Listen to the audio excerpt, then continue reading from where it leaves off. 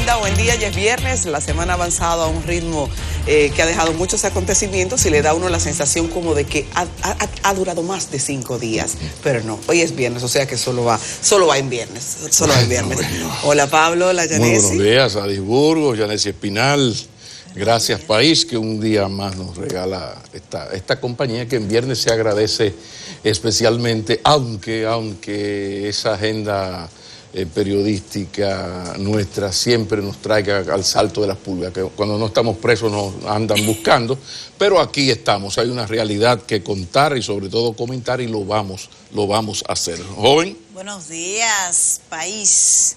El domingo es el Día de los Padres, felicidades. ¿Usted? Sí, felicidades por adelantado, Pablo. Pero ustedes se han fijado.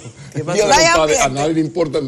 Yo no he visto nada de los padres. No. El Día de las Madres, 2 meses antes. Es una cosa terrible. El Día de los Padres, mis hijas que me recuerdan, pero papi, el domingo no haga compromiso, tienen que almorzar con nosotros. ¿Y por qué, mija? ¿O por qué el Día de los Padres? ¿Por qué? No, yo no sé por qué se queja de los hombres. Lo que pasa es que hay un asunto de fondo. Como mamá se preña, ¿me entiendes? Como ese embarazo tiene un impacto social tan grande, pues también se nota en otras cosas. Pero yo creo que hemos avanzado en el reconocimiento de los padres. He visto mucho en la parte comercial. La tarea de cada familia, si su papá ha llenado el estándar de cierto nivel, usted tendrá unas expectativas. Otros, tristemente, esta es una sociedad que cada vez tiene más padres ausentes y eso no ayuda a los méritos sociales que hacen falta. Pero importa. Hay mucha gente. Los presentes, los muy presentes. Y en la producción hay otros no. Tenemos categoría de padres fastidiosos porque queremos supervisar todo. Y la queja no es de las hijas, porque las hijas son muy apegadas y mucho papá, muchas cosas. Yo digo la sociedad, o sea, yo no estoy hablando de mis hijas, yo estoy hablando de la sociedad, que uno ve que 2 meses antes, y una cosa de la madre, una cosa, y con los padres, señores, caramba. Yo pienso que se le puede subir los bonos todavía un poco más, en realidad. Se puede, y quiero reconocer que estoy rodeada y cada vez veo más conciencia de padres muy en lo suyo. Si bien hay una lista de rastreros que yo creo que no insulta a uno con reconocerlo de manera pública, ha crecido el número de padres responsables. Lo que pasa es que hace mucho ruido también el padre irresponsable porque es un impacto demasiado grande el que hace en la ausencia de un papá. Pero hay muchos padres que están en lo suyo. Pero mira, la mejoría de eso es circunstancial y nos pusimos serios. O sea, la mejoría en cuanto a la responsabilidad paterna, porque nada más útil que las comparaciones. O sea, si tú te acuerdas lo que era este mundo hace 20, 25 años, que un señor iba de pueblo en pueblo y dejaba un hijo en cada pueblo. Aquí yo tengo amigos que tienen 37 hermanos y otro tiene 25. Y eso era así. O la famosa pregunta de un señor que tiene un hijo y le pregunta, y se aparece un día y pregunta, ¿y qué necesita? ¿Cómo que qué necesita? Vivir, comer. Sí. Entonces, la situación queda mucho por hacer, pero sí creo que se ha avanzado muchísimo en los derechos de la mujer, por ejemplo, ante la ley. Por ejemplo, la ley, era la 4201, se llamaba antes. Sí, creo que era la de manutención, tenía que ver con... Entonces, la ley ha cambiado y ha ayudado mucho, pero estoy de acuerdo contigo, queda muchísimo por hacer. Lo que pasa es que por mi edad me voy al pasado, hace 20, 30 años, cómo era eso. No, y reforzando eso que tú dices, Pablo, todavía nosotros aquí recibimos, y más cuando llegan estas temporadas, cantidad de llamadas, incontable muchas veces, número de llamadas de gente que 30, 40 años después quiere saber quién es su papá. En esta generación eso es mucho más difícil. Claro. Cuando una mujer sale embarazada, usualmente ella puede identificar quién es ese papá. Y aunque ahora la gente ya tiene la libertad de que no se tiene que casar con esa muchacha, que es una libertad que en el tiempo se ha madurado, se sabe, el muchacho puede salir a buscar a su papá. Eso es tan así, jóvenes, que hay una... Por viernes podemos darnos el lujo y citarlo. Hay una canción, una ranchera mexicana que dice, Linda Ronstadt la canta, que hizo un CD de rancheras hace muchos años. Dice, yo también soy la hija de nadie, solo cuento con un apellido. De mi padre mejor no preguntes, ni siquiera lo he conocido. Debe ser uno más y por ahí se va. O sea, era en la cultura mexicana y también en la latinoamericana y era demasiado común ese asunto de que, por ejemplo, a ti te cambiaban de puesto antes, qué sé yo, un inspector, un funcionario público, que lo mandaban de puesto a Elías Piña, 3 años. Muy posiblemente en los 60, si ese señor vivió 3 años en Elías Piña y la esposa en la capital, dejó 1 o 2 muchachos. Parece que a veces... La policía era bastante común en los agentes. Yo no lo iba a decir, porque yo soy muy amigo de la Guardia, no me caliente, eso lo dijiste tú. Yo lo pensé, pero no lo iba a decir. Pero sabes que como tú eres medicina con nuestro José Miguel Gómez, psiquiatra, yo creo que ahorita deberían tomarse un tiempo para eso. En terapia, señores, no hay una cosa más desestabilizador para una niña que va creciendo que un papá ausente. Entonces yo creo que eso amerita que la gente lo sepa. Claro, y yo tengo que domine cómo manejar eso inclusive y que los papás sean conscientes de cómo ellos impactan. Pero también hay un asunto importante. A mí me dieron una técnica, sobre todo los divorciados, ¿no? Hay una técnica muy buena que es lo del chat. Entonces tú no puedes ver a tu hija todos los días, claro que no, pero entonces con el chat es una chulería. Porque la niña se levanta y ya hay un mensaje de papá te quiere mucho, que tengas un feliz día. La niña se va a acostar y abre el teléfono y otro papá te quiere mucho. Porque el asunto con los hijos, sobre todo con las hembras, me perdonan mi machismo, leninismo, pero yo siempre he creído en que uno a las hembras tiene que darle mucho, mucho, mucho cariño, que ellas se sientan que ellas son las reinas. Yo a las hijas mías son princesas, las reinas de paz. ¿Tú eres un papá de terapia? No, el asunto está en que si el hombre que las trajo al mundo, el gran apoyo de ellas, es tan débil con ellas, lo que tú quieras, mi amor, hoy tú te imaginas que las hijas me van a soportar que un azaroso le falte respeto. Porque si papá yo hablo, o sea, a los hombres que no tenemos esposa, ¿quiénes nos gobiernan? O las hijas. No, papi, tú no te vas a poner eso, porque eso está muy feo. Ay, Dios ya, pobre mío. corbata. Digo, yo le hago la pregunta a ustedes. ¿Quiénes gobiernan a uno? Si ya la esposa no está. Las hijas. Pero yo insisto, a mí me ha dado resultados. Yo pienso que, y oro porque Dios me dé esa paz, de que una hija mía jamás sufra una agresión. Pero yo creo que vamos a preguntarle al psiquiatra, yo no sé de esto.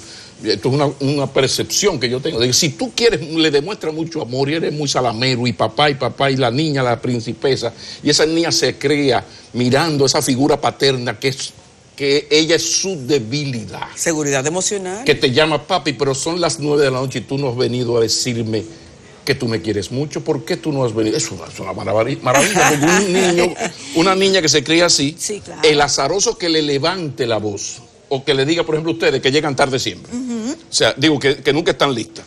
O sea, el que no quiera soportar la tardanza de una mujer cuando lo invita a salir, que se case con un primo. Porque tú invitas a salir a una mujer, ¿a qué hora te paso a recoger? A las 10 de la noche. A las 10. Llévate un iPad.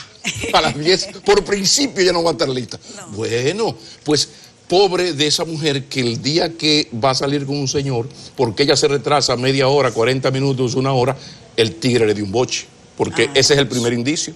Así entonces es. tú tienes, a mí me he dado resultados con Dios delante. Digo, no. Mucho a los hijos, sobre todo a las hembras, porque uno con los varones puede ser más tigre, más cosa. Señores, esto fue para iniciar el programa y cuántas reflexiones de la responsabilidad. Es que viernes, qué caray. Y vino hasta el tema de la violencia y todas esas cosas. Pero mi objetivo era felicitar a todos los padres dominicanos. Porque aquí se celebra ya hace tiempo, que pasó en los Estados Unidos, es aquí, ¿verdad? A los padres dominicanos que le toca el próximo domingo. Y los recordé hoy para iniciar el programa, porque mi papá, que ya no está desde hace 9 años, se quejaba amargamente de que el Día de los Padres no le daban esa importancia que le dan al Día de las Madres, y él siempre reclamaba. Era un reclamo permanente. Los padres también existen, mis hijos, pero después ya era igual en las celebraciones de la casa. Pero bueno, este opening, mis amigos, quizás tiene que ver con la dureza del primer comentario, porque es un comentario, es una información que uno la hace saludando y haciendo el reconocimiento. Aplausos a la Dirección General de Impuestos Internos. Miren, la Dirección de Impuestos Internos pues ha cumplido el 100% de su meta de recaudación. Y para eso es que existe. Por consiguiente, usted no puede hacer más que hacerle el reconocimiento a la Dirección de Impuestos internos. Pero si faltaba más, hubo un crecimiento en las recaudaciones del 10%. Entonces, esto es un comentario, unas felicitaciones que uno las da, pero duelen. Porque eso significa que a mayor eficiencia de impuestos internos, eso significa que el truqueo de parte nuestra es cada vez más difícil. Y lo cierto es que impuestos internos viene en un proceso que se aceleró con Juan Hernández, que es la gran figura de lo tributario en República Dominicana, siguió con Guarocuya Félix y ahora con Magín Díaz. Ahí están los resultados, pero que yo los felicito entre comillas porque me duele, en el sentido de que uno que tiene su empresita se da cuenta de cuánta eficiencia, y como aquel PRDista del comercial, duele, compañero. Pero un abrazo grande a los amigos de impuestos internos, que nos podrá doler, pero usted está haciendo su trabajo. De eso es que se trata. Para eso es que el pueblo dominicano le dio ese cargo a usted. Entonces vaya nuestro reconocimiento. Sí, así, y ojalá que las recaudaciones tan eficientes de impuestos internos entonces tengan el manejo adecuado luego en la redistribución y la administración de esos fondos, que vayan al destino para el que debería ir finalmente, porque hay muchas quejas con relación entonces al uso que se hace de esas recaudaciones. Señores, en estos días ha vuelto de la mano del Partido Reformista el tema de la reforma constitucional. 2 días después, el Partido Reformista se destapa con una propuesta que ayer recibió el apoyo del expresidente Hipólito Mejía. Todo el mundo tiene derecho a opinar y pensar que la Constitución se puede reformar, quien dice que no, y plantear distintas sugerencias para mejorar, para lo que usted quiera.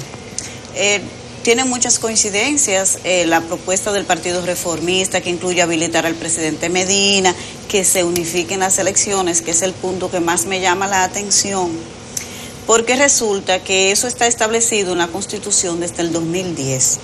Fue proclamada el 26 de enero del 2010, o sea, pero fue aprobada el año antes, es decir, que desde el 2009, que se sabe que las elecciones municipales del 2020, es decir, 10 años después, se iban a hacer en febrero, por una serie de acuerdos.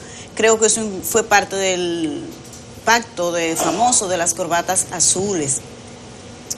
Pero cuando faltan 6 meses para las elecciones, el Partido Reformista se da cuenta que está eso ahí, y recomienda que hay que modificarlo porque eso es un caos, dice el Partido Reformista. Pero si usted busca las votaciones que se hicieron en esa reforma, ellos votaron por eso, para que se separaran las elecciones. Y ahora dicen 6 meses antes que eso es un problema y que hay que modificar la Constitución, pero urgente ya, que es ahora, para que se unifiquen las elecciones.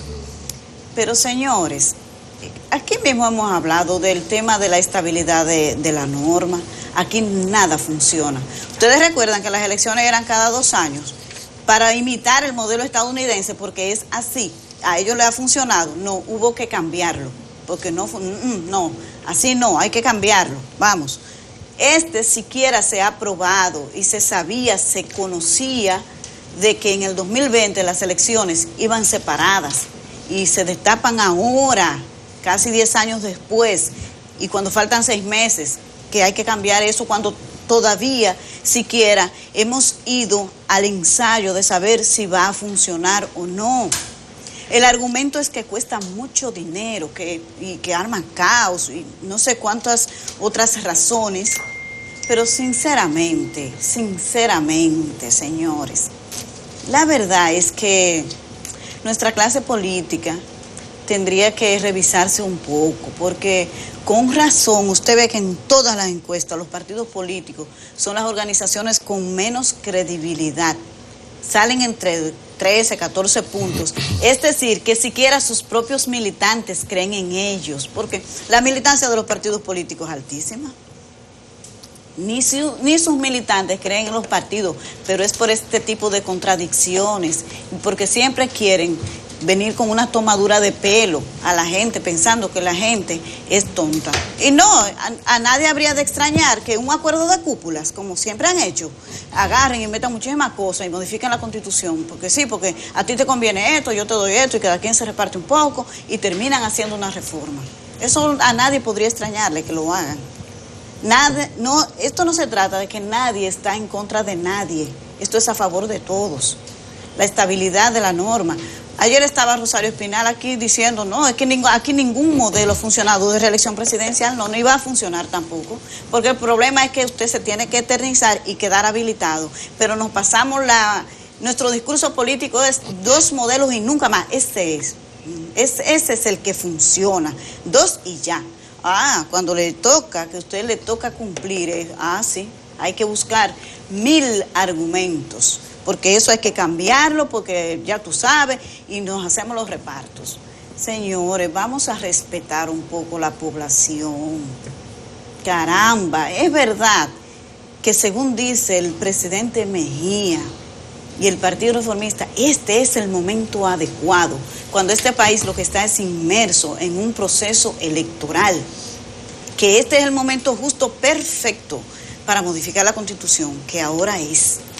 Señores, por ejemplo, en estos días Pablo comentaba el tema del toro que es y el toro que no es, que finalmente lo atrapa el que es, porque la oposición vive que no sabe cuál es su enemigo. ¿Por qué? Pero hoy tienes razón, hay pro que usted no sabe en el momento que vienen y le cambian la Constitución, y el candidato que se supone que iba a ser no es, ahora es mire, es el que va. Por eso es uno de los problemas que genera la falta de estabilidad en la norma constitucional. ¿Qué hace el PRM si aquí lo que hay es una campaña permanente para habilitar al presidente Medina para que se presente de nuevo de candidato? Hoy se va a enfocar solamente a Leonel Fernández. No puede, porque ya en el 15 la vivió la experiencia. No, pero si la oposición tiene la oportunidad de saber, no, mira, no puede. Nuestro candidato, nuestro potencial enemigo es Leonel Fernández, porque ese es el que está habilitado. Y mira, está marcando las encuestas. Vamos, este es. No puede. ¿Por qué? Porque la historia dice que aquí cambiar la Constitución se hace en una semana. Entonces nos cambian todo y usted queda así. ¿Y era así ahora?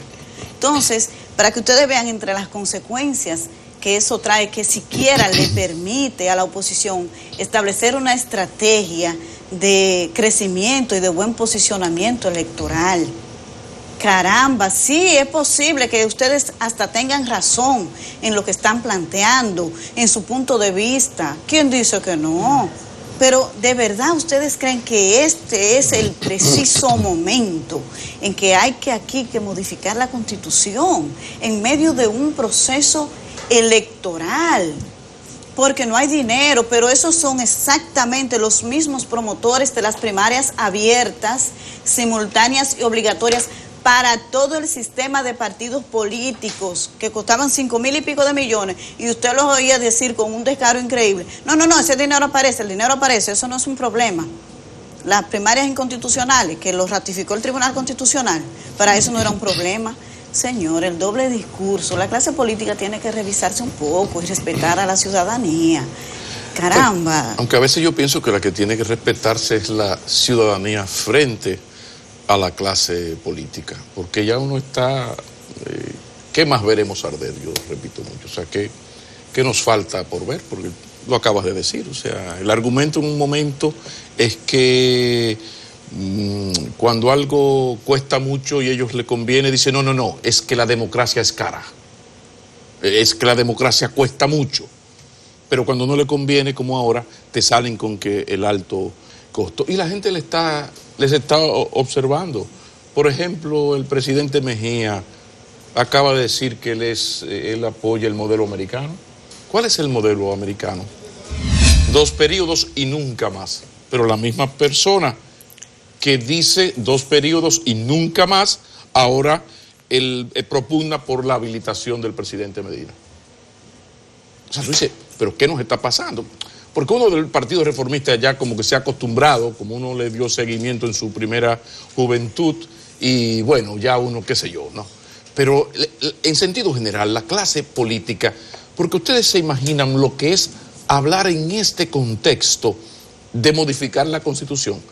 Acabamos de salir de una con un Congreso militarizado, una oposición interna y externa al gobierno en las calles, un rechazo a una modificación constitucional para repostulación superior al 70%, marchas en las calles con miles de personas, y yo anotaba en su momento, señores, muy mala de estar el asunto en términos institucionales para que un tema como la modificación constitucional reúna 4, 5, 6, 8, 10 mil personas, porque no es por el alto costo de la vida. Van a subir la onza, tú haces una marcha por la onza y va a 500,000 de gente, porque coño, la onza me va a afectar mi economía.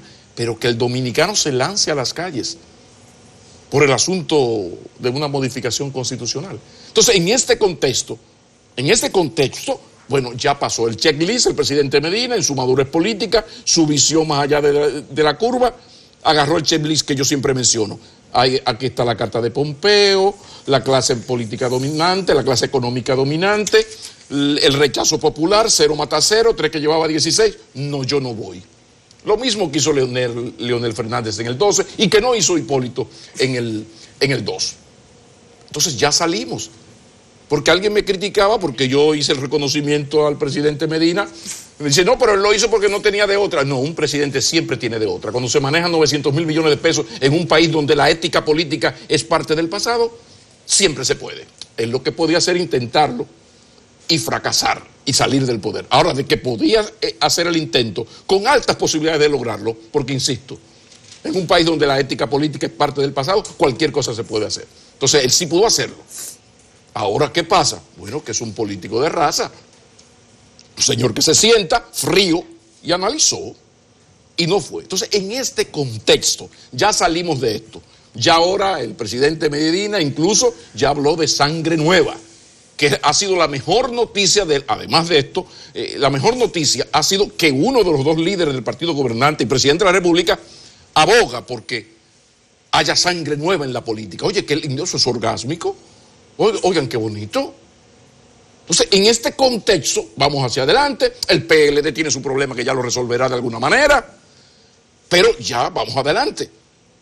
¿Y cómo a usted se le ocurre en este momento, hoy, hablar de una modificación constitucional a 2 meses de unas primarias, a 5 y medio de unas municipales, a 10 meses de unas elecciones presidenciales? Pero señor, tome todo esto, unificación o no de las elecciones, excluir al procurador, porque estos son los cherry del caramelito, el ganchito, ahí la cosita, excluir al procurador del Consejo Nacional de la Magistratura, disminuir la edad para ser congresista, la no militancia de los integrantes del Poder Judicial por un periodo por lo menos de 10 años, mantener el modelo norteamericano para el cargo de presidente y vice de 2 periodos y nunca más. Qué bonito, que el procurador y el contralor general de la República no sean designados por el Poder Ejecutivo. Aplausos, qué maravilla. Pues no, pero en este momento, ahora, no, señores, yo creo que el país tiene, después que pase esto de mayo, que ponerse en la cosa, hacer un plebiscito, que la gente opine, que eso está en la Constitución, y hacer las modificaciones que se consideran válidas, como eso del procurador y del contralor, porque ¿qué sentido tiene? ¿De qué lucha en contra de la corrupción usted me habla si al procurador lo nombra el presidente de la República? Adiós. Adiós. Por favor. Sí, pero no ahora. O sea, habrá un momento donde se va a hacer todo eso, sobre todo lo más importante. Hay que ver, esa es la tarea pendiente nuestra, de qué manera, y por eso yo hice un programa con Jorge Prats y con Cristóbal Rodríguez, para ver, de qué manera nosotros blindamos la Constitución para que el que gane ahora en el 20 no me salga un seguidor de él en el 23 a decirme lo ha hecho demasiado bien. No es posible que desperdiciemos este presidentazo. Llámese como se llame. Juan Hubieres, presidente Hubieres. Entonces, yo no quisiera que el 23 me saliera alguien, porque la cosa terrible en esto de la modificación es eso, que el argumento Hipólito, Leonel, Danilo, es que ha hecho un buen gobierno. Yo siempre a los leonelistas le decía, y ahora le decía a los danilistas, ajá, y si tú lo quieres habilitar porque ha hecho un buen gobierno, y si sigue haciendo buenos gobiernos, y si lo hace bien. Entonces, en este momento, la tarea es salir bien de este atolladero que tenemos. Y después vamos a ver, porque aquí se están jugando todos los numeritos de la rifa de un Bolsonaro. El día que la economía dominicana titubee, que venga una crisis dura del turismo, que haya un problema norteamericano que nos afecte porque nuestra economía es sumamente vulnerable de elementos externos. El día aquí en que esta clase media nuestra, que somos comparones, consumidores, alocaditos en esto de consumir y consumir, cuando esa clase media alta ya no puede ir a Miami 1 o 2 veces al año, y ese pobre el dinero no dé para mantener estos logros y avances que se ha tenido en el aspecto social. No se crean que para el partido moderno, ni para una sangre nueva del PLD, no. En Centroamérica hubo un país con un humorista que ganó, ya, como que no llueve el diablo. Bolsonaro es presidente. Bolsonaro es presidente, señor. Usted sabe lo que es que un señor que diga que lo que él lamenta de la dictadura pasada en Brasil fue que mató poca gente, metió mucha gente presa, pero mató muy poca gente. Coño, decir eso, sí, y anoten, son presidentes constitucionales sin hacer fraude. Voto a voto. Donald Trump es presidente de los Estados Unidos, voto a voto. El pueblo norteamericano lo eligió. Entonces uno viene y hace la pregunta, señores, ¿de qué tamaño es la decepción de gran parte del pueblo norteamericano? ¿De qué tamaño tiene que ser la decepción del pueblo brasileño para votar por un innombrable como ese señor Bolsonaro? Y el presidente, mire, con todo el respeto del mundo, presidente constitucional, Maquinini, vete al paso, Maquinini. Entonces, aquí se está jugando con eso. Porque esta partidocracia, mientras la economía más o menos, porque tampoco es que, no, mientras la economía más o menos funciona, y por eso yo siempre soy tan limpiasaco de Valdés Alviso, y vuelvo y digo, señores, que Valdés Alviso lo que es economista, él no es mago, Isidoro Santana menos. La economía dominicana en algún momento tienen que venir, ¿cómo es la vida? La vida te da golpes y te acaricia otro día. Entonces, aquí estamos, usted agarra todo este relajo, en este momento. Entonces, ¿a qué está jugando nuestra partidocracia? Yo me quedo con las palabras del presidente de lo de sangre nueva. Vamos a ver qué va a ocurrir. Que por cierto, yo le solicitaba y le solicito otra vez a Pepín Corripio que por favor nos regale, ay sí, hombre, una Gallup hoy. ¿Y por qué yo insisto tanto en que se publique la Gallup hoy? Porque la Gallup hoy la paga el señor Corripio, presidente y jefe del grupo Corripio, con su cuarto propio suyo, de su propio peculio, con su fortuna. Entonces, cuando sale Gallup, todo el mundo sabe quién la pagó. Ahora, este relajo de guerra de encuestas, de posicionamiento, no para predecir al ganador, sino para inducir preferencias, que es lo que hacen estas encuestas en esta etapa.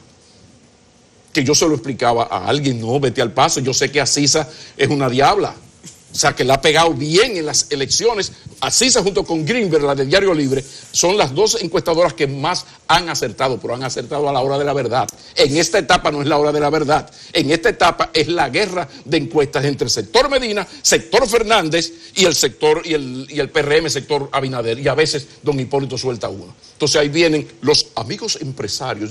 ¿Quiénes pagaron esto? Los amigos empresarios, que yo me quejé aquí de que el mismo día que la Junta Central Electoral anuncia y recuerda que la ley manda que tú me digas quién pagó esa encuesta, la señora de Asisa diga, no, bueno, es que parece que ha habido una mala lectura de la ley. Vamos a ver, porque yo creo que la lectura que yo le doy es que la encuestadora tiene que informar a la Junta, no hacerlo público. Entonces, volvemos a lo mismo. Por esto es que uno siempre habla de Gallup hoy. No es por limpiasaquismo militante con don Pepín. Es que la de don Pepín sabe que es el grupo Corripio. Que tampoco yo estoy hablando que sea Sor Juana Inés de la Cruz. No, espérate, aquí son grupos económicos que tienen sus intereses. Sí, pero hay transparencia, estamos en la época de la hipertransparencia.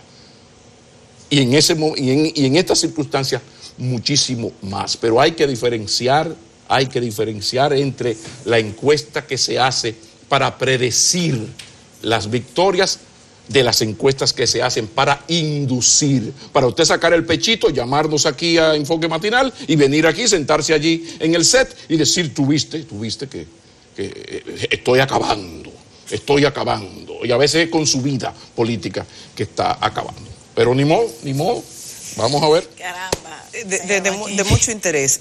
Fíjense ustedes, como de mucho interés será lo que tendremos en el próximo bloque, porque aquí los viernes ya a demanda, solicitud, a petición de ustedes, tenemos fijo nuestro psiquiatra de cabecera. José Miguel Gómez ya llegó y lo que tenemos hoy es filete. Así que no se mueva porque continuamos después de esta pausa.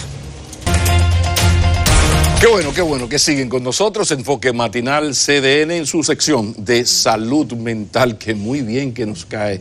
No es casual que la pusiéramos un viernes, es porque así uno como que vuelve a sus cabales y disfruta el fin de semana. Uno saluda con muchísima alegría al doctor José Miguel Gómez, psiquiatra de los del número. Bienvenido, mi señor, mis respetos. Muy buenos días. Encantado, como siempre, los viernes venir aquí y compartir con tanta gente que espera la sección. Doctor, a los políticos no les pasa como pasan entre los recursos humanos y los empleados, que llega un momento como que la gente como que se funde. Eso es posible, eso se puede aplicar a la clase política. ¿Y cómo se llama eso en psiquiatría? Mira, tú que estás hablando de eso, existe en psiquiatría, en psicología, en la empresa, incluso lo tipificaron desde hace un par de décadas, lo que le llaman el síndrome de Burnout. Es el profesional o el empleado agotado, el quemado. Cuando te dicen tú tienes el síndrome de Burnout, te están diciendo un empleado tóxico, quemado, que ha perdido la productividad, que ha perdido el desempeño. Necesita reinventarte. La creatividad, que su trabajo es agotador, que ya no tiene niveles de orientación adecuados. Entonces el síndrome de Burnout lo estudiaron en psiquiatría sobre medir la salud mental de los trabajadores de la salud mental y de la salud en general, en términos generales. Los médicos, enfermeras, que son profesionales que están muy sometidos a grandes estrés. Sí. La gente tiene que saber que un profesional de la salud, por ejemplo, tú pones un intensivista que está todos los días con pacientes de cuidado, hasta un psiquiatra, un neurocirujano que entra a una sala de operación a las 5 de la mañana y sale a las 4 de la tarde, todos los días, eso representa agotamiento. Entonces, un oncólogo, eso es duro. Todos. Wow. El área de la salud. Entonces, ¿qué hicieron? Terrible. Midieron su desempeño en el área emocional, el área de la productividad, relación de pareja, relación de familia, relaciones interpersonales y sociales, y sobre todo el nivel de satisfacción y de identidad con lo que hacía. Es decir, al final el síndrome de Burnout, el empleado o el profesional que tiene el síndrome de Burnout, termina quemado en todas esas áreas. Y lo más penoso es que él a veces no lo identifica. Por consiguiente no lo acepta, lo que agrava la situación. No lo acepta. Joder. De pronto comienza este profesional que tú ves que él no tomaba todos los días, ya empieza a tomar alcohol todos los días. Después que sale de su hora de trabajo, ya él toma más alcohol. De pronto él fuma más que antes no fumaba. Ya de pronto él comienza a tener conflictivas laborales interpersonales, a ponerse agresivo, violento, maltrata a los pacientes, le habla mal al personal, le habla mal a la familia, tiene problemas de transgresión a las normas sociales. De pronto él va cambiando su nivel de asertividad, su nivel de productividad, y él no se va dando cuenta que se va deteriorando en cada una de las áreas. Entonces, ese profesional que va entrando en ese proceso es lo que estudiaron y se llama el síndrome de burnout. Ahora, si lo desplazamos en la política es otra cosa. No, perdón, eso yo iba a interrumpirle para eso, doctor, pero yo lo estoy escuchando, hablando de un CEO, un médico, un CEO, un vicepresidente ejecutivo de una cuestión de esta.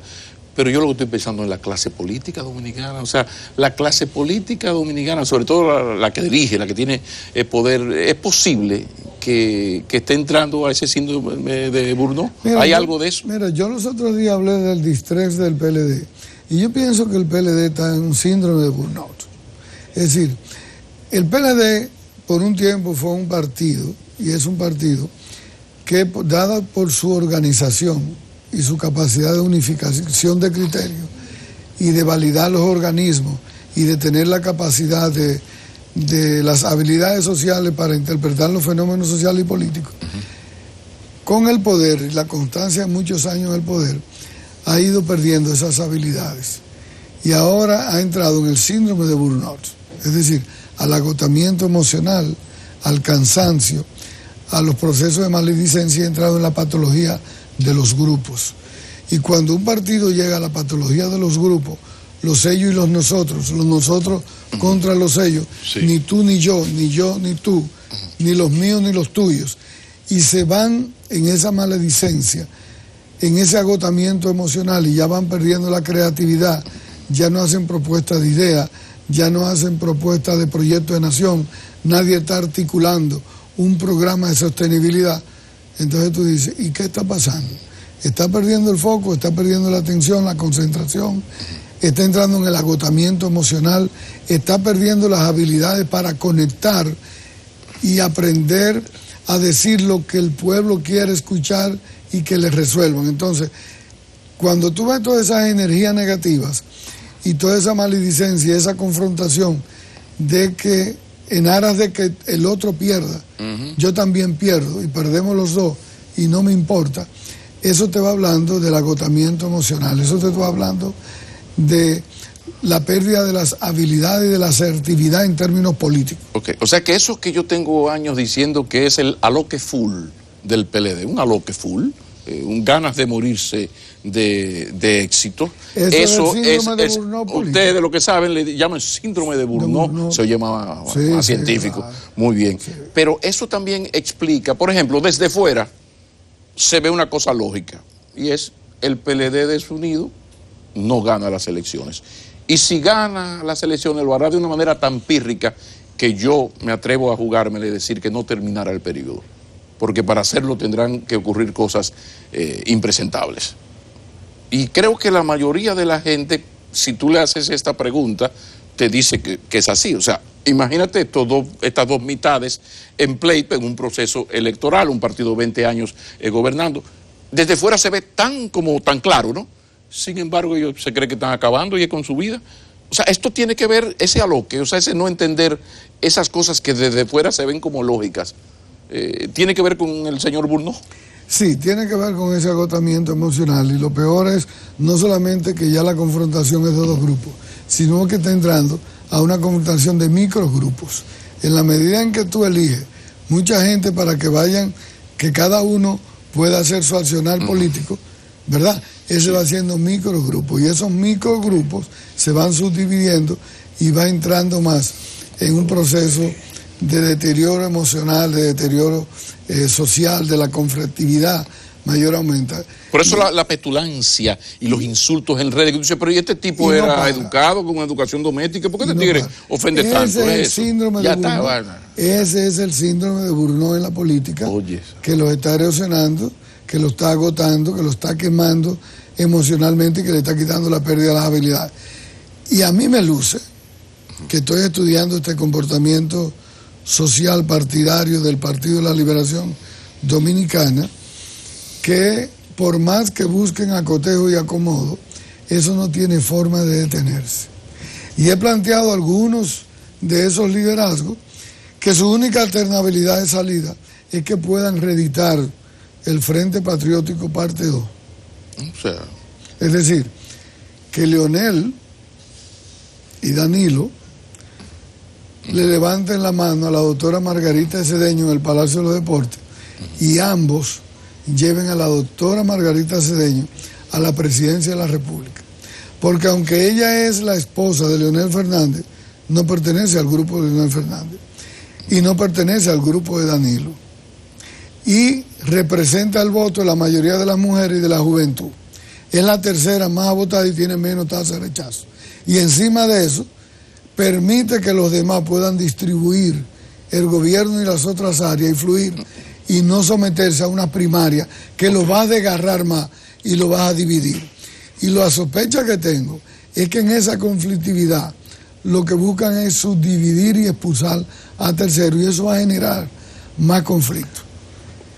Y eso tiene, cuando tú buscas en la historia, sí, en la historia política, recuerda la patología de los grupos del Partido Revolucionario Dominicano, ¿verdad? Cuando Jorge Blanco, en todas las áreas de que Magluta no llegue, no lo apoyó, llegó Balaguer, y después cómo terminó Jorge Blanco, cómo terminó Antonio Guzmán, cómo terminó Magluta y cómo no llegó nadie, y se fraccionaron. Es decir, hay que tener una visión, aunque vos decías que la historia no se repetía, que eran ciertos acontecimientos que guardaban la misma similitud en diferentes épocas y circunstancias, lo que era la arritmia social, que tanto planteaba Vox, sí, pero en el contexto político a mí me parece que el síndrome de Burnout va a afectar mucho y ese distrés patológico al Partido de la Liberación Dominicana, que le duele bastante a uno que pase eso y que ellos no la están percibiendo. Ok, pero como hacemos aquí siempre con las patologías, usted ha presentado los síntomas y los peligros en la vida política, en la vida laboral. Yo lamento mucho que la situación se presente de esa manera, porque el asunto está cuando un partido llega a acumular tanto poder que sus problemas se convierten en problemas de la nación, que es el problema que tenemos los dominicanos con el PLD. Entonces el asunto es serio y lo de Burdeau está evitando esa posibilidad de que haya un acuerdo que menciona tú a la doctora Cedeño, porque desde noviembre del 2005 en el PLD solo marcan 3 personas considerablemente, que son Fernández, Medina y la doctora Cedeño. O sea, siempre muy por encima de los demás. Entonces, la has mencionado, me imagino, porque el razonamiento es simple. O sea, si se pusiesen de acuerdo, la opción original, ideal, sería ella. Para colmo, lo que decías, esposa de uno y vice del otro, además con una buena relación. Pero bien, los síntomas están ahí. Vamos a ver el psiquiatra. ¿Qué hacer con ese paciente morado? Así como a usted lo llama, que hay un vicepresidente ejecutivo fundido en tal banco. A ver qué se puede hacer como psiquiatra. Y si hay un partido fundido, ahito de ganar siempre, ¿qué hace el psiquiatra social? En este caso sería psiquiatría social. ¿Qué se puede hacer? Mira, lo primero es enseñarle a que le pongan nombre y apellido a su problema. Si tú no tienes conciencia emocional del problema que tienes, tú no vas a entender. Lo segundo es establecer empatía emocional. Aprender a ponerte en lugar del otro. Es decir, cuando tú vas a afectar a otro en la medida, ¿cómo él se sentiría?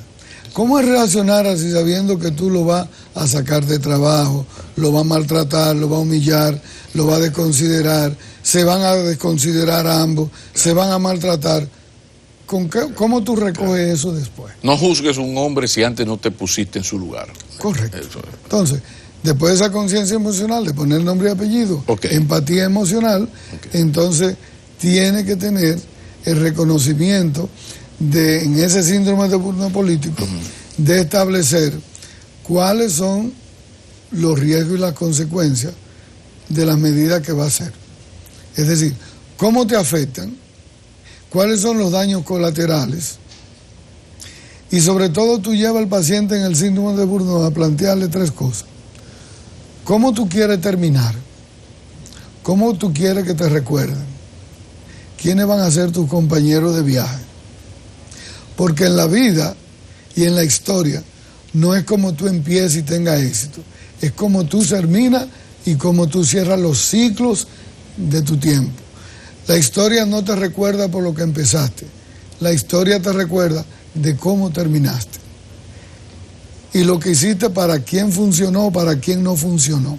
Entonces yo pienso que a veces a los políticos hay que decirle que las cosas que hacen o dejan de hacer los impacta a ellos, impactan a la familia, impacta a la sociedad y genera daños y deja daños a terceros.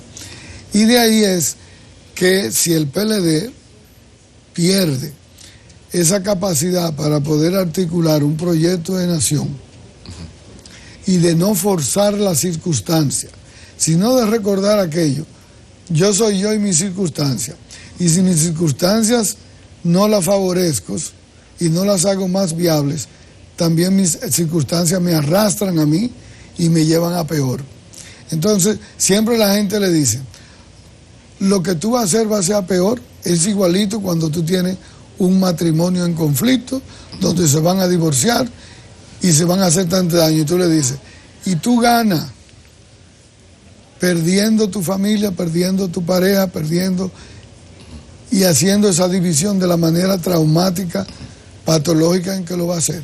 Y no se podría, no ayuda lo que me imagino que se hace con la pareja, es decir, esa mujer con la que tanto te peleas, te quiere divorciar y ustedes están tan enfrentados, no es posible que tú recuerdes esos primeros 3 años, esos momentos de felicidad, además de lo que te espera. Los políticos no pueden también visualizar eso, sus años felices cuando se ponían de acuerdo, ese PLD 96-2000, que eran 3 que gobernaban, que se reunían casi en tertulia en el despacho. Hace más de 2 décadas sí, que se viene estructurando un sistema de creencias distorsionado y limitante en la vida partidaria.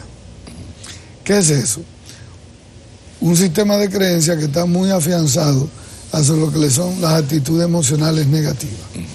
Y ya el problema se ve con actitudes emocionales negativas.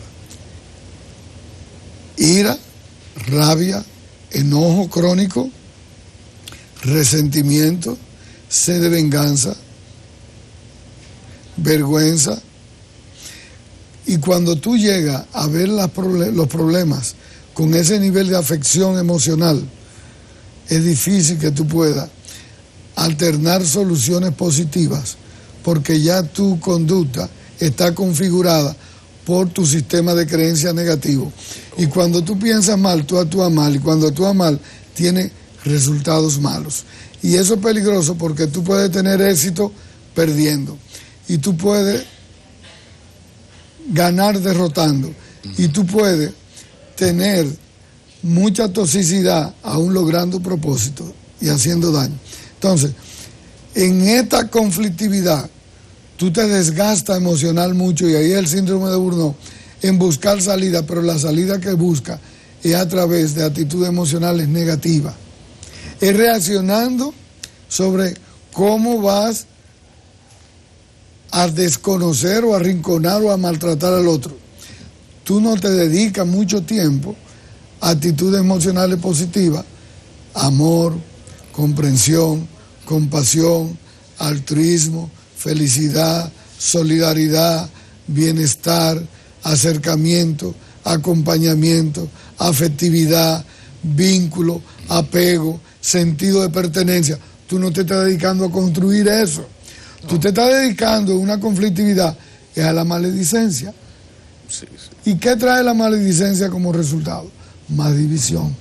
Es por eso que le estoy haciendo el diagnóstico del síndrome de Burnout, y es por eso que quiero aproximarlo, no a que tú busques lo posible, es que parta del objetivo y lo real. No es que quiera forzar una construcción de una circunstancia para impedir o hacer daño, o dejar que te permiten y te haga daño. Es viabilizar el proceso en la teoría que se le explica mucho al síndrome de Burnout. Para terminar, el PLD tiene que terminar en la cultura del trátame bien. No me dañe, no te daño. ¿Y sería posible que hubiese una reacción de un PLD, o es inevitable como el guayarse? O sea, los hombres como los pueblos solo aprenden sufriendo.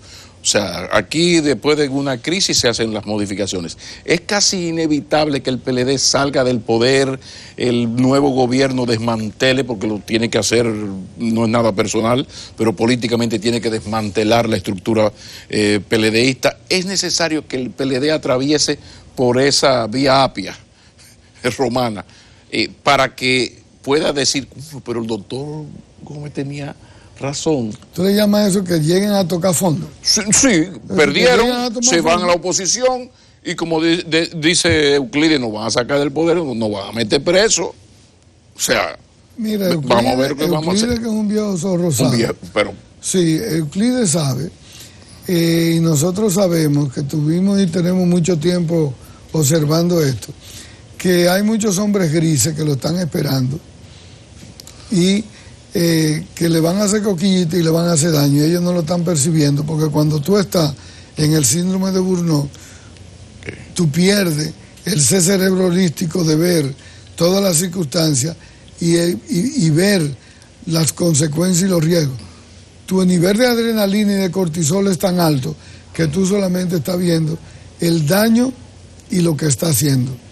Tú no tienes la capacidad, la mente fría, la actitud emocional de ver los resultados. Y lo peor es que tampoco acepta que venga alguien y te lo pueda analizar, porque al político le gusta escuchar el que le dice lo que él cree que debe de escuchar. Su mejor asesor en el político es el que le dice que todo va bien, que le maquilla la encuesta, que le fabrica la encuesta, que le crea las posibilidades y el que le hace la fiesta. Pero el político difícilmente va y se sienta a un psiquiatra que te digan las cosas que tú no quieres oír, que te levanten tu huella emocional, que te levanten de dónde tú has ido perdiendo tu identidad y dónde has ido quemando tus actitudes y tus comportamientos inadecuados y hasta dónde te has ido divorciando del ser para parecerte al parecer. Y eso molesta a veces, buscar la ayuda para entender y escuchar. Eso es lo que explica que sin guayarse, es decir, sin un gran fracaso, no hay manera de que un político modifique su conducta. O sea, a ti te tiene que golpear, tiene que ocurrirte algo muy desagradable para tú entender, porque uno lo ha vivido con amigos políticos, de tú dar un consejo y ese consejo el señor terminará aplicándolo 6, 8 años después, pero en su momento no te hizo caso. Pero finalmente, un elemento, porque el doctor Gómez seguro que vio el discurso del presidente Medina, claro, y seguro que vio el discurso, las palabras de Leonel Fernández frente al Congreso y ha observado con detenimiento al expresidente Leonel Fernández. La comunicación no verbal de estos señores, ¿qué lectura le da un psiquiatra al discurso, no el texto, sino a la presentación, la liturgia presentada de parte del presidente Medina y también del presidente Fernández en sus palabras? ¿Qué le dice más o menos? Sabes que ambos tienen rasgos de personalidad muy diferentes. Sin embargo, cuando tú lees el lenguaje extraverbal, lo gestual, que comunica más que lo que se está diciendo, evidentemente eran dos escenarios diferentes, pero en la respuesta hay tensión. En la respuesta hay inaversión, hay defensas, en la respuesta hay dolor, en la respuesta hay niveles emocionales donde no se está hablando en la manera de la reciprocidad, de poder llegar a acuerdos. Lo que uno siente es más distanciamiento, más resentimiento, más maledicencia. Entonces, yo pienso que como son dos personas importantes, con dos líderes muy acentuados en el Partido de la Liberación Dominicana y dos presidentes de grupos, también ahí es donde se ha perdido la equidad, que no son presidentes líderes de partido, son líderes de grupo, y entonces eso complica mucho y los permite entrar a la patología de los grupos. Por eso te digo, y viendo lo que ha traído después del discurso de ambos, donde se han trincherado los seguidores y se siguen atrincherando y amenazándose, yo pienso, por eso te digo, que deben de buscar la forma de reeditar el Frente Patriótico, irse al Palacio de los Deportes, levantarle la mano los dos a la doctora Margarita Cedeño y plantear viabilizar un proceso de proyecto que le asegure ganar y que le asegure negociar y que le asegure hablar de otras cosas que tienen que hablar. Porque a mí me está luciendo que no solamente van a impactar el partido, van a convertir el Burnó en tsunamis, que se va a llevar el partido, se va a llevar la oposición y se va a llevar la economía. Bueno, fíjate que la oposición, crisis políticas conducen a crisis que la oposición está dividida. En lo interno, cuando tú ves la oposición, está dividida y es a partir de propuestas de ellos mismos. Yo acabo de decir del peligro que tenemos aquí con nuestra clase política que no da más, Y en el caso del PLD y en el PRM pasa lo mismo, lo que pasa es que es más pequeño. Pero hay un problema serio, es que no aparece Salomón, aquel sabio Salomón de lo de las dos madres, porque el asunto está en que las dos madres PLDistas, la señora Fernández, la señora Medina, que son las madres de la gente del PLD, están dispuestas, y corríjame, el que sabe de todo usted, pero están dispuestas a partir el muchachito por la mitad y que el muchachito se muera, para que la otra madre no se quede con el muchachito. Y no hay un Salomón en el PLD. Eso es serio. Eso es serio. Volveremos a encontrarnos. Ustedes ven, por eso es que siempre no puede faltar. Me duele a veces cuando se nos va para la Europa, porque nos gusta mucho de ir a Baní, al Centro Perello, a dar conferencias, sino que le gusta mucho Buenos Aires, mucho París, y uno lamenta mucho sus ausencias, porque disfruta mucho su presencia. Muchísimas gracias. Igualmente, gracias a usted. José Miguel Gómez y Montero nos ha acompañado. Esta es la sección Salud Mental de Enfoque Matinal. Continuamos. Gracias por la compañía que nos dan tempranito, es muy especial y por eso con todo el esmero preparamos que ustedes estén al día en las informaciones. Así que al ritmo, pasemos con el semáforo y la luz roja. Fíjense ustedes, sentimos gran inquietud aquí y queremos por eso hablar en la luz roja del dengue. Las autoridades de salud pública nos han puesto al ritmo de una atención a nivel de alerta sobre los casos de dengue que hay ahora y los que podría haber después. Cuando decimos los que podría haber después es porque se mantiene muy clara la información de que en los próximos 2 meses habría más número de casos, porque así la temporada lo indica, y cuando uno dice temporada se refiere a las incidencias del clima con también entonces la generación del mosquito en función de cómo ha sido en años anteriores, lo que significa que queremos creerle al Ministerio de Salud Pública cuando dice que todos sus mecanismos de protocolo están activados. Hay un barrio de San Juan de la Maguana que se llama Villa Alejandra. Villa Alejandra tiene un brote de dengue al día de hoy que ha implicado que más de 10 personas estén infectadas con un dengue ya diagnosticado. Pero la gente dice que no ha llegado ahí ningún tipo de institución u organismo que se pueda vincular a eso que hemos llamado protocolo. Se supone que no hay que llamar al ministro de Salud Pública cuando hay un caso de dengue, que tiene que funcionar la provincial, que tienen que funcionar los comités municipales, para que la gente se sienta segura y que igualmente funcionen también los operativos para poder eliminar los vectores del mosquito Aedes aegypti. ¿Qué ocurre? ¿Dónde rayos se meten estos supuestos protocolos? ¿Qué es un protocolo? ¿Por qué la gente tiene que llegar a muerte a un hospital ya en condición grave para que se atienda el caso? A mí me sigue preocupando y cada vez que estamos hablando de dengue lo hacemos en un tenor de factor negativo. No hay por qué. Esto es un ABC que tiene que estar escrito, conocido y funcionando. Si no, adiós carajo. ¿Y qué salud pública entonces es que tenemos en los municipios, en las provinciales? Todo tiene que cascarearse en el Palacio Nacional para que funcione. Así no. Atención a nuestra gente de Villa Alejandra, repito, un barrio de San Juan de la Maguana donde tenemos un brote y dice la gente no ha llegado salud pública pese a que todo el mundo ha arrancado para el hospital porque ellos no se autodiagnostican. Pasemos a la luz amarilla.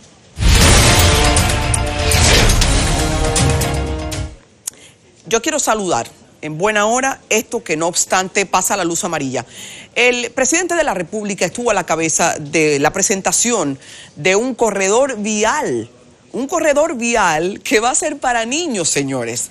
Está por los predios de Ciudad Juan Bosch, pero esto hay que sacar muchos iguales en el país. Pero arrancar ya es una cosa de atender. De ponerlo en el plan de, señores, aquí está, prevención, precaución, la luz amarilla. Los niños tendrán instructores que les van a enseñar ahí en carritos tipo boogie boogie, algo así, a llevar de manera correcta la prevención en un corredor solo para ellos, para aprender las señales que tienen que respetar, el comportamiento correcto en el tránsito, y esto es una chulería. En un país como el nuestro, en el que el pasado año murieron más de 2.000 personas solo por desgracias del tránsito, necesitamos que la próxima generación, el relevo, tenga otro criterio de lo que significa salir a la calle con un guía en la mano. No importa si sea hasta en una bicicleta o en una jipeta, el criterio del respeto a la vida tiene que tener un mejor relevo del que ahora tenemos en la calle. Así que qué bueno, pasemos a la luz verde.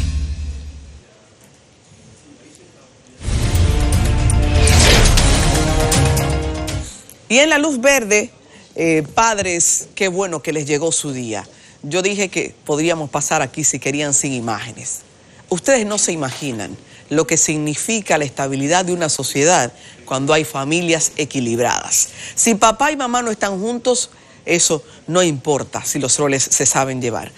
Es Día de los Padres este fin de semana. Ante la queja muchos de que no se les da el mérito, hay unas realidades, hay un pasado que ha implicado lo que nosotros vemos hoy día, pero qué bueno que tenemos gente que asume lo suyo y que lo hace como lo hace. Aquí tenemos dos padres que mejores no podrían ser, Pablo Maquini y Nelson Rodríguez, que en su ausencia igualmente los reconozco.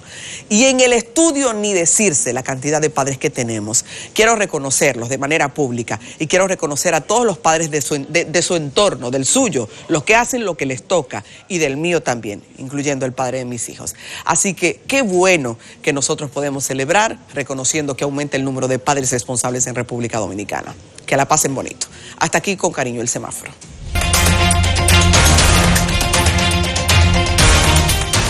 El momento actual obliga a que mantengamos muy viva la agenda de orientarlos a ustedes hacia dónde va el país. Y para eso el ritmo de la política, pese a ser viernes, se ha hecho necesario. Así que tenemos un invitado especial que, pese a que se trata de política, lo ayuda a entender de una manera muy fresca. Buenos días, Max Puig, presidente de Alianza por la Democracia, un hombre de la veteranía de haber sido senador, de haber sido ministro de Trabajo. Así que tendremos muchísimo que hablar con este sociólogo, politólogo. Buen día. Gracias, Adi. Buenos días, Yanesi. Y buenos días a todas las personas que nos miran y nos escuchan en este momento. Gracias por aceptar nuestra invitación. Vamos directo a hablar de política. ¿En qué está la APD? ¿Irán solos? ¿Qué tipo de alianza? ¿Solo en lo congresual, en lo municipal? ¿Tienen visto ya alguna propuesta de alianza para el nivel presidencial o si llevan candidaturas propias como hicieron en el 2016? Bueno, en primer lugar debo señalar que ha habido cambios importantes en la situación política del país y por consiguiente estamos en un momento de recomposición de fuerzas. Estamos en un momento de realineación. Cada uno tiene que encontrar su nuevo lugar en la nueva situación. En cuanto a Alianza por la Democracia, nosotros estamos muy adelantados en el sentido de constituir una propuesta municipal y legislativa común de un conjunto de organizaciones políticas. Me refiero a los partidos, al Frente Amplio, Revolucionario Socialdemócrata, Dominicanos por el Cambio, Alianza País, Opción Democrática y Alianza por la Democracia, que hemos acordado llevar candidaturas comunes en todos los municipios del país de ser posible. Es decir, el propósito es ese, y candidaturas municipales también. Esto tiene que ver con el hecho de que el debate político se ha centrado en las opciones presidenciales. Sin embargo, los gobiernos locales y el Congreso va a ser más importante que nunca, en el sentido de que las fracturas que se han dado, que se están dando dentro de los principales partidos del sistema, hacen que, y el descrédito mismo que ha venido conociendo la actividad política, hace que opciones distintas, diferentes, que respondan al interés local, al interés comunitario, al interés provincial, puedan tener muchas oportunidades. Desde ese punto de vista, estas 4 organizaciones políticas estamos preparando esas ofertas. Estamos muy adelantados. De los 158 municipios ya hemos establecido acuerdos en 100 y tantos, y de los 230 y tantos distritos municipales también tenemos la mayor parte. Los partidos que están participando, ¿podríamos identificarlo además de la APD? Sí. Bueno, los que yo acabo de mencionar, el Frente Amplio, el PRCD, Alianza País, Opción Democrática, Dominicanos por el Cambio y APD. No obstante, Max, en un país presidencialista como este, lo que ocurra en torno al candidato ha de ser determinante. Y hemos visto en América Latina que el fenómeno de las alianzas es el que se ha impuesto a nivel de la política. ¿Ustedes están en condiciones de generar una alianza ciegas? Ya antes hemos hablado de lo de las alianzas a ciegas. Tendrán que conseguirlo. Y los he visto alineados en los últimos meses con posiciones del PRM. Bueno, nosotros hemos estado alineados. Bueno, nosotros tenemos una posición de oposición, valga la redundancia. Es decir, nosotros estamos en la oposición y hemos jugado, en particular la APD ha jugado un papel muy activo en estos últimos 3 años. Hemos estado en primera línea en políticas, si se quiere, activas de críticas no solamente al gobierno, sino también de propuestas. Nosotros hemos estado en primera línea en la denuncia de la corrupción, hemos estado en primera línea de apoyo del movimiento ciudadano de Marcha Verde, y en ese sentido nosotros estamos viviendo este proceso también de rechazo a la actividad política y a los políticos, porque eso es lo que hay que ver. Cómo en República Dominicana en estos últimos años ha crecido el número de personas que manifiestan su desapego a la política y su rechazo a los políticos. Según las últimas encuestas recientes, solo el 16% de los dominicanos y dominicanas declara estar afiliado a un partido político. Más del 50% declara no simpatizar por ningún partido político. Es decir, estamos hablando de una situación muy grave. En ese contexto,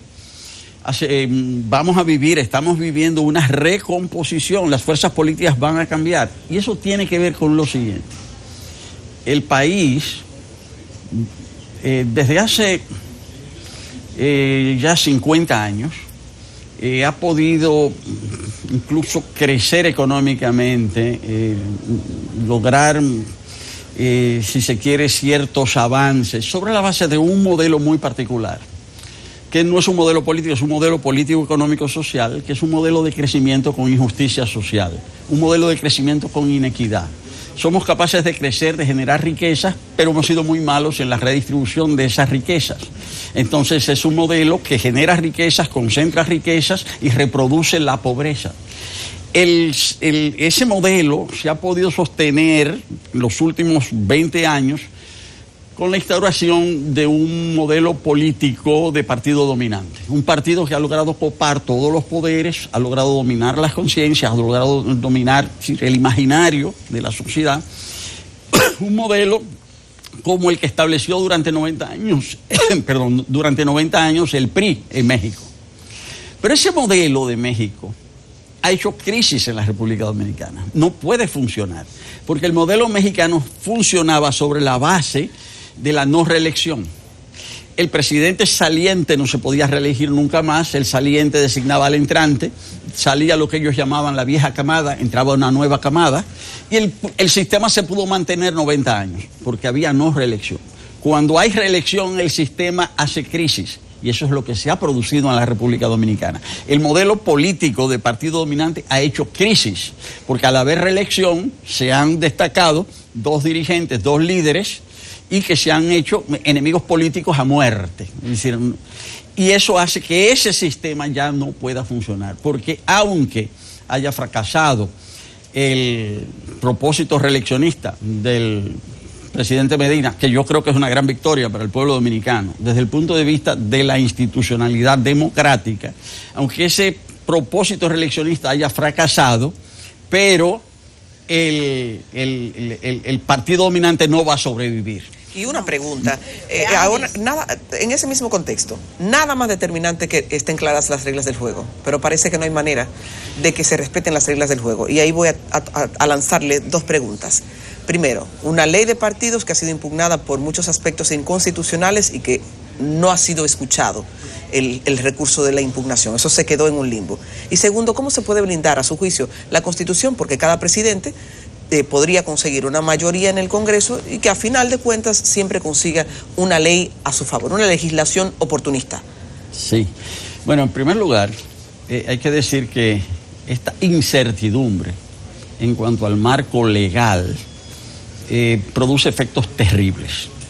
Y aquí no se sabe, todavía no se sabe, todavía hoy, todavía después de la renuncia del presidente Medina a intentar modificar la Constitución, todavía no se sabe con qué Constitución vamos a realizar las elecciones el año que viene, con qué leyes y con qué disposiciones reglamentarias de la Junta Central Electoral. ¿Por qué? Porque hasta el lunes se pensaba que el poder iba a lograr cambiar la Constitución. Se supo que no, pero ya hay partidos y dirigentes políticos hablando de nuevo de modificar la Constitución. Están hablando de modificar la Constitución en la próxima legislatura. Es decir, todavía nos están diciendo que no se sabe con qué Constitución vamos a realizar las elecciones del año que viene. Es decir, porque un partido y un dirigente político lo acaban de proponer después del fracaso de la modificación del presidente Medina. Pero no se sabe con qué leyes, porque se aprobaron una ley de régimen electoral y una ley de partidos llena de toda una serie de disposiciones inconstitucionales que ha sido justamente impugnada ante el Tribunal Constitucional, y el Tribunal Constitucional no acaba de pronunciarse y por consiguiente no se sabe en base a qué leyes se van a realizar las elecciones. Pero la Junta Central Electoral también ha tomado disposiciones que han sido impugnadas porque son arbitrarias. Nosotros hemos considerado que hay decisiones de la Junta Central Electoral que son inconstitucionales y las hemos objetado ante las altas cortes. Todavía eso está pendiente de fallo. Entonces no sabemos ni con qué Constitución, ni con qué leyes, ni con qué reglamentos se van a realizar las elecciones del año que viene. ¿Cómo un país puede funcionar así?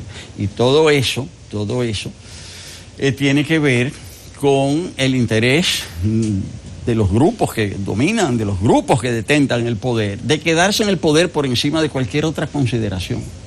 Ese es el tema. Es decir, los que mandan quieren seguir mandando, por encima de la Constitución, por encima de la ley, por encima de los reglamentos. Ahora, no siempre las cosas les salen bien. Lo que acaba de pasar en la República Dominicana es muy importante en términos positivos. Cuando el presidente Medina, con mucho dolor, el lunes pasado y en un tono muy descompuesto, dijo que él no estaba de acuerdo con la reelección, pero que sí detuvo y que finalmente no pudo. Todo eso significa, es decir, más allá del dolor que él pueda haber sentido, una gran victoria del pueblo dominicano. Y no de un sector en particular. Aquí nadie se puede atribuir en particular el mérito de haber frenado o impedido ese retroceso que hubiese sido una segunda modificación para la reelección del presidente Medina. Y han convergido factores muy diversos, una oposición partidaria, cierto, interna dentro de su partido, una oposición partidaria de otros partidos, una oposición ciudadana, una oposición externa. Entonces, al final, todos esos factores convergieron para impedir que se produjese esa reforma constitucional. Y eso hay que verlo como una victoria de la institucionalidad democrática en el país, y nadie es dueño de esa victoria. Todos nosotros somos responsables de esa victoria y debemos alegrarnos de ella. Don Max, antes de concluir, quisiera ir de nuevo al tema electoral. Evidentemente está como descartado un frente de todos los partidos de oposición en contra del PLD, por lo que usted ha planteado, que ustedes tienen su propia agenda. Y mi pregunta con relación a la cantidad de partidos que van es que ¿quién encabezaría la alianza de ese grupo de partidos? No, estamos todos parejos, es decir, porque unos llevarán candidaturas a senadurías en unas provincias, en otras provincias. Es decir, en este caso de lo que se trata es de crear una opción distinta, una opción, en este caso, una opción fresca. Pero debo debo destacar que todavía están por definirse muchos aspectos en medio de unas leyes electorales muy particulares, porque yo me atrevo a usar una palabra fuerte y a decir que las leyes electorales electorales y de partidos que se han aprobado tienen aspectos muy perversos, en el sentido de que están hechos para frenar la democracia, para frenar el desarrollo de nuevas fuerzas políticas. Esas son leyes que penalizan a las fuerzas políticas pequeñas y emergentes. Es más, el PLD no se hubiera podido desarrollar si hubiera tenido que actuar dentro del marco de esas leyes que el propio PLD ha establecido. Yo estoy de acuerdo. Y finalmente, quisiera preguntar, ¿favorece que se unifiquen las elecciones? De ninguna manera. De ninguna manera. Y ese es un pretexto que se está utilizando para tratar de desarrollar un plan B reeleccionista. El presidente Medina quiso hasta el último momento imponer el proceso de reforma constitucional, no pudo, renunció a esa intención, no a ese derecho, porque derecho no tenía, renunció a esa intención y ahora mismo está tratando de desarrollar un plan B. Ese plan B incluye el que se le habilite para ser presidente de la República, candidato en el 2024. Pero es la misma cosa. Es decir, es el mismo plan reeleccionista que ahora trata de reciclarse. Y en ese sentido yo creo que no hay que hacerle caso a esas propuestas infelices que plantean la realización de una reforma constitucional para una serie de asuntos supuestamente muy bonitos, pero cuyo propósito fundamental es la reelección, facilitar la repostulación del presidente Medina en el 2024, lo que presentaría todo su esfuerzo actual por un esfuerzo de seguir gobernando a través de una persona interpuesta para volver al país, al gobierno. Eso no se puede permitir. Feliz Día de los Padres. Gracias por acompañarnos. Que tenga un buen fin de semana. Gracias. Ha sido interesante la agenda para cerrar con criterios de alta política en su persona. Alianza por la Democracia preside don Masfuig, un hombre veterano en la materia y que ahora libra la batalla del escenario político. Vamos a una pausa. Seguimos en Enfoque Matinal. Es viernes y toca hablar de tecnología. Juan Manuel Jiménez hoy nos trae un tema muy interesante. Yo estoy interesada en aprender en las apps que ahora se han hecho muy populares para pedir comida, porque es mucho más cómodo. Cuéntanos de eso. Muy buen día, ¿cómo estás? ¿Todo bien? Qué bueno, buen día amigos televidentes. Hoy vamos a hablar sobre las aplicaciones para solicitar comida, para comprar comida. Normalmente nosotros nos hemos acostumbrado a vivir una vida muy cómoda y estamos usando la tecnología hasta para saber solicitar comida que nos llegue a la casa y cumplir con esos antojos. Entonces vamos a hablar de las ventajas y desventajas que tienen este tipo de aplicaciones. Entonces puede contactarnos en nuestras redes sociales, Medina Costa en Twitter y Medina Costa 1 en Instagram si tiene alguna pregunta o alguna recomendación. Las food delivery apps, normalmente nosotros nos acostumbramos a una vida con ciertas comodidades y la tecnología nos facilita suplir muchas cosas que nosotros entendemos que necesitamos. Entonces, estas aplicaciones llegaron al mercado. ¿Para qué? Para facilitarnos la vida referente al asunto alimentario.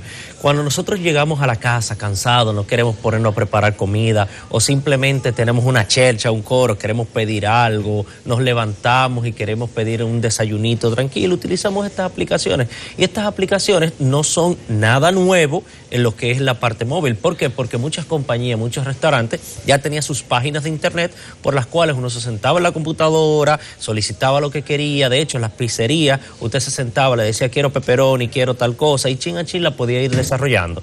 Pero ya las aplicaciones, como en el mundo de los móviles, smartphones, tabletas, son muy ágiles y muy fáciles de usar. Han comenzado a hacer estas aplicaciones que ofertan no solamente el envío de comida, sino otras cositas que vamos a mencionar más hacia adelante. Vamos a comenzar con las ventajas. El precio. Señores, siempre hay ofertas cuando se utilizan nuevas plataformas.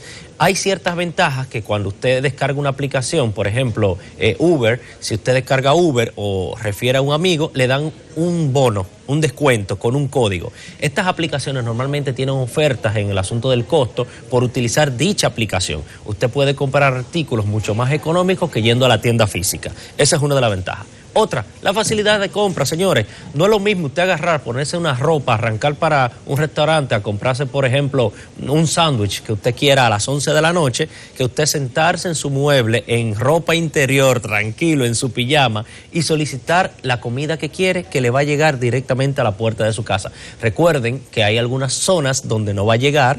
Si usted vive en zonas un poco alejadas de la parte céntrica, se va a hacer un poquito más difícil, pero no imposible.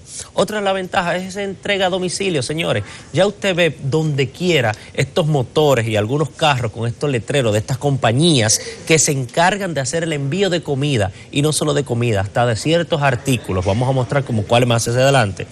Otra de las ventajas, la comodidad de pago. Señores, mire, usted puede pagar en efectivo en algunas de ellas, puede pagar con tarjeta de crédito, algunas aceptan PayPal y otras aceptan los mismos códigos promocionales, porque a veces vienen ofertas que usted no tiene que invertir de su dinero, sino que utiliza un código de promoción y ese código de promoción le vale al pago del artículo que usted está solicitando en ese mismo momento. Las ventajas, varias informaciones de distintos productos.